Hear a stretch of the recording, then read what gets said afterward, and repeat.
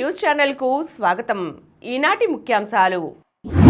ఆత్మీయ బంధానికి ఆర్థిక సత్తువ, 5 ఏళ్ల ప్రణాళికకు భారత్ రష్యా ఆమోదం.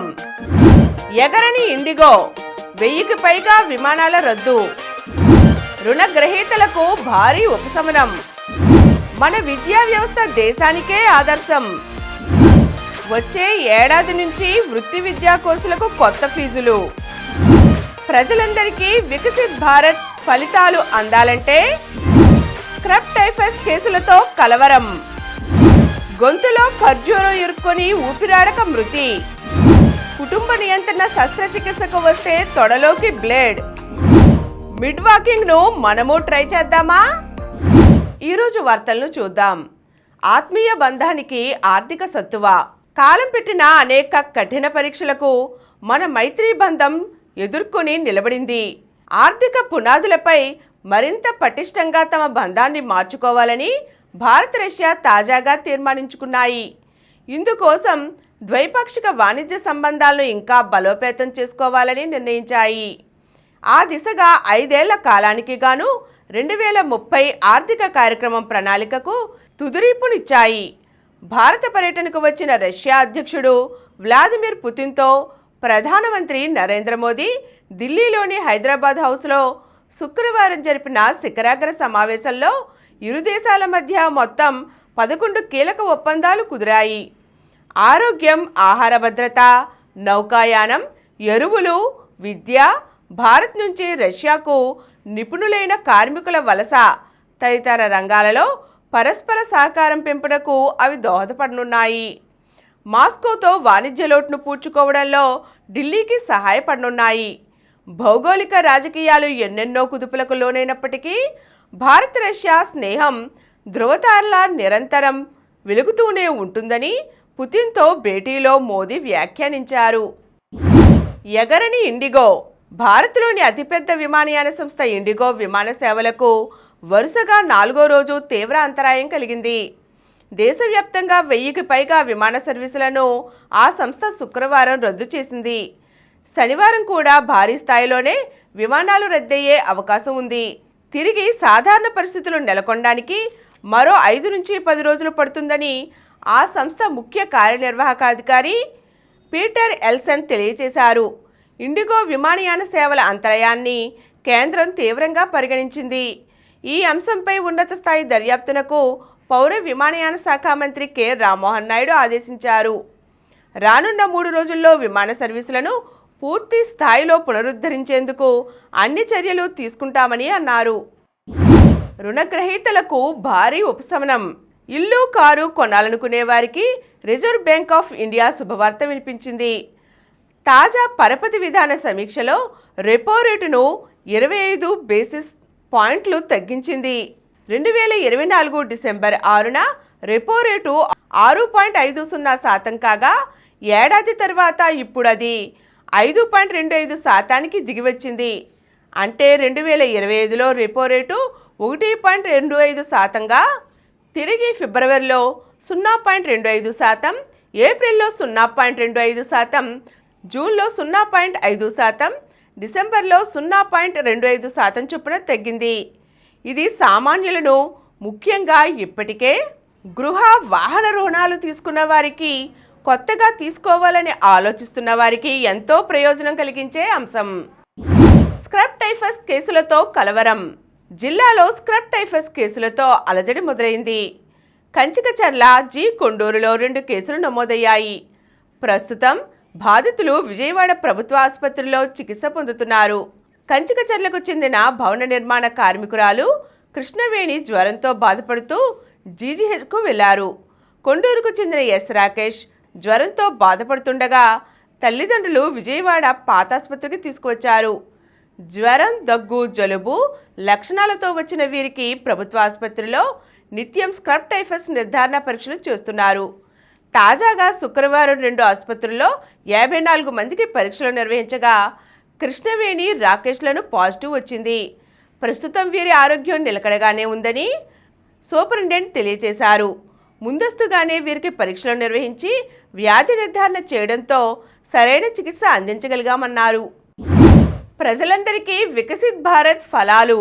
దేశంలోని ప్రజలందరికీ అభివృద్ధి ఫలాలు అందడమే వికసిత్ భారత్ ప్రధాన లక్ష్యమని కేంద్ర ప్రభుత్వ ఆర్థిక సేవల శాఖ కార్యదర్శి ఎం నాగరాజు అన్నారు. వికసిత్ భారత్ 2047 కోసం బ్యాంకింగ్, బీమా, ఆర్థిక సేవలు, ఎంఎస్ఎంఈ, మౌలిక సదుపాయాలు, ఆరోగ్య సేవల రంగాలను బలోపేతం చేసేందుకు ప్రభుత్వం తీసుకుంటున్న చర్యలు సత్ఫలితాలు ఇస్తున్నాయని పేర్కొన్నారు. సంస్కరణల వల్లే బ్యాంకింగ్ రంగం బలోపేతం అవుతుందని, ఇతర దేశాల్లో మన బ్యాంకింగ్ వ్యవస్థపై గౌరవం పెరిగిందని అన్నారు. ఫిన్టెక్ రంగం అనూహ్యంగా విస్తరిస్తోందని, యూపీఐ సేవలను ఎన్నో దేశాలు వినియోగించుకుంటున్నాయని అన్నారు.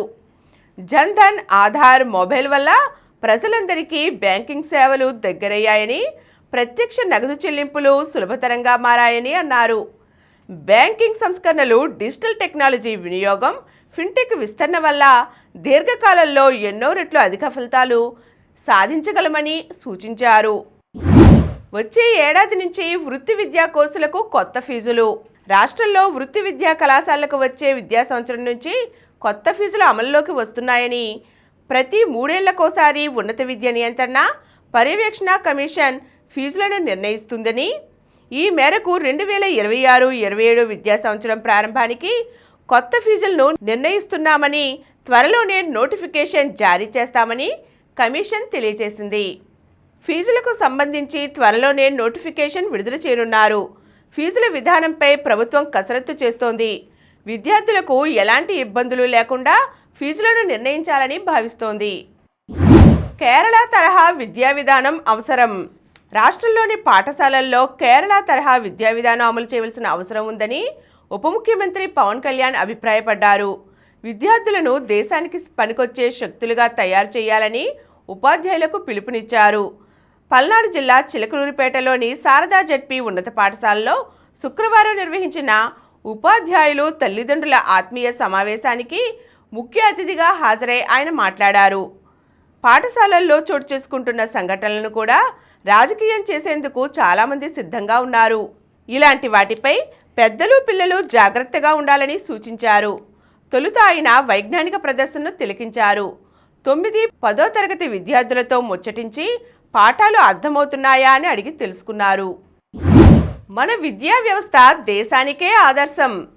రాష్ట్రంలో అమలయ్యే విద్యా వ్యవస్థ 3 ఏళ్లలో దేశానికే ఆదర్శంగా నిలుస్తుందనే నమ్మకం తనకు ఉందని ముఖ్యమంత్రి చంద్రబాబు పేర్కొన్నారు. దీనిపై మంత్రి లోకేష్ హామీ ఇచ్చారని, ఆ లక్ష్యాన్ని చేరుకుంటామనే నమ్మకం తనకుందని అన్నారు. పార్వతీపురం మన్యం జిల్లా పాలకొండ నియోజకవర్గం భామిని ఆదర్శ పాఠశాలలో శుక్రవారం జరిగిన మెగా తల్లిదండ్రులు, ఉపాధ్యాయుల సమావేశంలో ఆయన పాల్గొని ప్రసంగించారు. మంత్రి లోకేష్ ఉన్నతాధికారులు సమన్వయంతో విద్యా వ్యవస్థలో సంస్కరణలు అమలు చేస్తున్నారని ప్రశంసించారు. భామిని స్కూల్లో ఈ సభ నిర్వహించగా అందరూ అదుర్స్ అనిపించారన్నారు. చిన్నారుల నుంచి తాను నేర్చుకోవలసిన విషయాలు చాలా ఉన్నాయన్నారు. అన్ని అంశాలలో పరిజ్ఞానం అందించేలా బలమైన పునాది వేసే బాధ్యత తీసుకుంటున్నానని అన్నారు. విద్యా వ్యవస్థలతో ఇటీవల మాక్ అసెంబ్లీ నిర్వహించాం. వారు శాసనసభ్యులను మించిపోయారు. ఈసారి పారిశ్రామికవేత్తలను కూడా ఈ సభలకు ఆహ్వానిస్తాం. పిల్లల ఆలోచనలు బాగుంటే వారి ప్రతిభను గుర్తించి రివార్డులు అందిస్తామని అన్నారు. గొంతులో ఖర్జూరం ఇరుక్కుని ఊపిరాడక మృతి. గొంతులో ఖర్జూరం ఇరుక్కుని ఊపిరాడక ఓ వ్యక్తి మృతి చెందిన ఘటన శ్రీ సత్యసాయి జిల్లా పెనుగొండలోని తోటగిరిలో గురువారం రాత్రి చోటు చేసుకుంది. గ్రామానికి చెందిన గంగాధర్ ఇంట్లో ఖర్జూరాలు తింటుండగా ఒకటి పొరపాటున గొంతులోకి ఇరుక్కుపోయింది. అది అడ్డుపడి ఊపిరి ఆడలేదు. కుటుంబ సభ్యులు స్థానిక ప్రభుత్వ వైద్యశాలకు తరలించారు. ప్రాథమిక చికిత్స అనంతరం అర్ధరాత్రి మెరుగైన వైద్యం కోసం అనంతపురం తరలిస్తుండగా మార్గమధ్యలో మృతి చెందారు. మృతుడికి భార్య, కుమారుడు ఉన్నారు. కుటుంబ నియంత్రణ శస్త్రచికిత్సకు వస్తే తొడలో బ్లేడ్. పల్నాడు జిల్లా నరసరావుపేట ప్రభుత్వ వైద్యశాలలో కుటుంబ నియంత్రణ శస్త్రచికిత్స కోసం చేరిన మహిళకు ట్యూబెక్టమీ చేసే సమయంలో సర్జికల్ బ్లేడ్ ఆమె శరీరంలో చొచ్చుకుపోయినా గమనించకుండా వదిలేసిన సంఘటన శుక్రవారం వెలుగు చూసింది. బాధితురాలు పట్టణంలోని బాలయ్య నగర్కు చెందింది. ఆమె ఈ నెల 24న కుటుంబ నియంత్రణ శస్త్రచికిత్స చేయించుకునేందుకు ప్రభుత్వ వైద్యశాలకు వచ్చారు. వైద్యులు పరీక్షలు చేసి అదే నెల 26న రావాలని సూచించారు. ఈ మేరకు ఆసుపత్రిలో చేరగా నాకు మత్తు సక్రమంగా ఇవ్వలేదు. శస్త్రచికిత్స సమయంలో ఉపయోగించే పరికరాల పళ్ళెం నా తొడపై ఉంచారు. ఆ సమయంలో కత్తెర లాంటి వస్తువు గుచ్చుకున్న బాధ కలిగింది. నొప్పిగా ఉందని చెబుతున్నా ఎవ్వరూ పట్టించుకోలేదు. పైగా చెంపలపై కొట్టారు. ఆ రోజు సాయంత్రానికి డిశ్చార్జ్ చేశారని తెలిపారు. శుక్రవారం నొప్పి తీవ్రం కావడంతో కుటుంబ సభ్యులు బాధితురాలిని వైద్యశాలకు తీసుకువచ్చారు. ఎక్స్రే తీయగా ఆమె తొడ భాగంలో బ్లేడ్ ఉండడంతో ఆందోళనకు దిగారు. దీంతో మళ్లీ చికిత్స చేసి బ్లేడ్ తొలగిస్తామని వైద్యులు చెప్పినా నిరాకరించి స్థానిక ప్రైవేటు వైద్యశాలకు వెళ్లి చికిత్స చేయించుకున్నారు. ఈ ఘటనకు సంబంధించి వైద్యుడు నారాయణస్వామి మాట్లాడుతూ తాను శస్త్రచికిత్సను విజయవంతంగా పూర్తి చేశానని, శుభ్రం చేయవలసిన సిబ్బంది సక్రమంగా వ్యవహరించలేదని విలేకరులకు తెలిపారు. మిడ్ వాకింగ్ను మనము ట్రై చేద్దామా? జిమ్కి వెళ్లే ఖాళీ ఓపిక లేనివారు చక్కని వ్యాయామంగా ఈ మిడ్ వాకింగ్ను ట్రై చేయండి. అదే 5-4-3-2-1 రూల్. ఇది ఎలా అంటే 5 కొంచెం వేగంతో మొదలుపెట్టి దాన్ని మరికొంచెం పెంచుతూ 5 నిమిషాల పాటు నడవాలి. 4 ఆ తరువాత 4 నిమిషాల పాటు ఇంకొంచెం వేగంగా నడవాలి. 3 నిమిషాలు పరిగెత్తాలి జాగింగ్లా. 2 తరువాత వచ్చే 2 నిమిషాలు సాధారణ వేగంతో నడవాలి. 1 చివరి 1 నిమిషం అధిక వేగంతో తిరిగి నడవాలి. ఇలా చేయడం వల్ల క్యాలరీలు ఎక్కువగా ఖర్చయ్యే అవకాశమే కాదు, దీంతో శరీరంలోని కండరాలన్నీ దృఢంగా మారతాయట. భారీ ఎక్సర్సైజులతో పోలిస్తే దీనివల్ల జాయింట్ల మీద ఒత్తిడి కూడా తగ్గుతుందట. మొత్తంగా ఆరోగ్యం మెరుగుదలకు ఈ మిడ్ వాకింగ్ను ట్రై చేయాలని నిపుణులు సూచిస్తున్నారు. ఇప్పుడు కొన్ని సంక్షిప్త వార్తలు చూద్దాం. ఐఐటి రూర్కీ నిర్వహణలో మే 17న జేఈఈ అడ్వాన్స్డ్ 2026 ఈసారి మే 17న జరగనుంది. దేశంలోని 23 ప్రతిష్టాత్మక ఐఐటీల్లో బీటెక్, బ్యాచిలర్ ఆఫ్ సైన్స్ 5 ఏళ్ల ఇంటిగ్రేటెడ్ కోర్సుల్లో ప్రవేశానికి అడ్వాన్స్డ్ పరీక్ష నిర్వహిస్తారు. కాకినాడ తీరం కాలుష్య కాసారం. కాకినాడ సముద్ర తీరంలో ఇసుక నల్లగా మారడంతో పర్యాటకులు, పర్యావరణ ప్రేమికులు ఆందోళన వ్యక్తం చేస్తున్నారు. కాలుష్యం వల్లే బంగారు వర్ణంలోని ఇసుక ఇలా మారుతోందని స్థానికులు తెలిపారు. సముద్ర జలాల్లో కాలుష్య కారకాలు ఎక్కువ కావడం వల్ల మత్స్య సంపద కూడా బాగా దెబ్బతిందని మత్స్యకారులు ఆవేదన చెందారు. విశాఖలో దక్షిణాఫ్రికాతో భారత్ డి. నేడు మధ్యాహ్నం 1:30 నుంచి మ్యాచ్ ప్రారంభం. సెమీఫైనల్లో భారత్. జూనియర్ హాకీ ప్రపంచ కప్లో మన భారత ఆటగాళ్లు అదరగొడుతున్నారు. శుక్రవారం ఉత్కంఠభరితంగా సాగిన క్వార్టర్ ఫైనల్లో షూటౌట్లో 4-3 తేడాతో బెల్జియంను ఓడించారు. మరిన్ని వార్తా విశేషాలతో రేపటి సమరం న్యూస్లో తిరిగి కలుద్దాం. Thank you. ప్రతిరోజు వార్తా విశేషాల కోసం అనతి కాలంలోనే 20 కోట్లకు పైగా వ్యూస్ సాధించిన సమరం ఛానల్ సమర్పించు సమరం న్యూస్ ఛానల్కు సబ్స్క్రైబ్ చేయండి, లైక్ చేయండి, మీ ఫ్రెండ్స్కి షేర్ చేయండి. అలాగే ప్రక్కనున్న గంట సింబల్ని ప్రెస్ చేయడం మర్చిపోకండి.